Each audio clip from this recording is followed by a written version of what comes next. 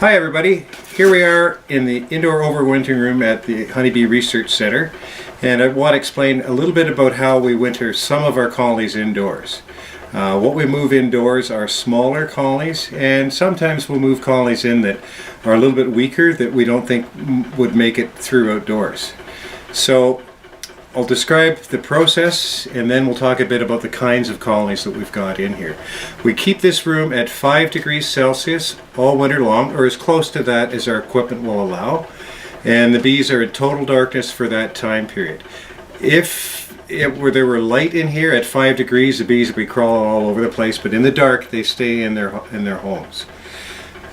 We use outside air to cool the room down to 5. Each one of these beehives produces 15 watts of heat. So when you have, say, 100 hives in a room like this, that's the equivalent of running a 1500 watt electric heater. So they do generate quite a bit of heat, and we use the external air to cool the room down to 5 degrees. We've got over here all the equipment that controls the devices. We have a heating thermostat, we have a cooling thermostat, we have a time clock for the fan, and then we have a temperature alarm that would warn us if it's getting too warm or too cold in here. But being too warm is what we would be most concerned with. If it gets too warm inside an indoor wintering room, the bees start generating more heat and it can spiral out of control. The room can heat up beyond the temperature the bees can tolerate, and all the hives would die. So it's very important that we are able to keep that room cool. So we set the temperature so that it stays at 5 degrees. The outside air is brought in through a duct at the far end of the room here, up in the corner there. So that duct is connected to a 10-inch squirrel cage fan, and that's sort of the heart of the system here.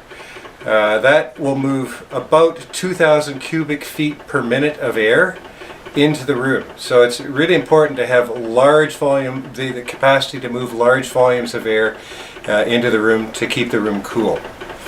So it works kind of two ways.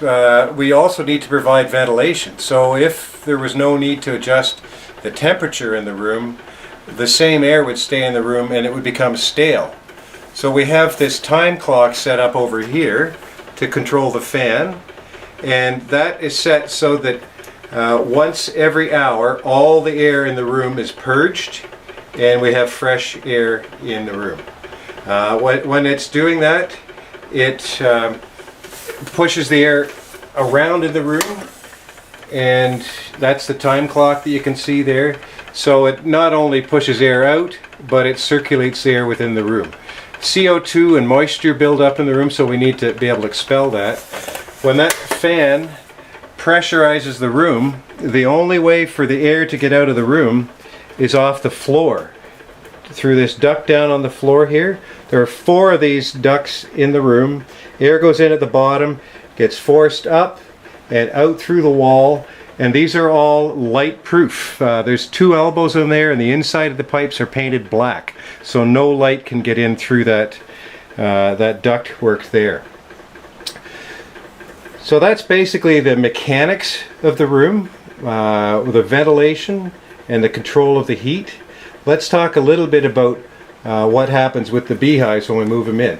These are full-size colonies, full-size single brood chamber colonies.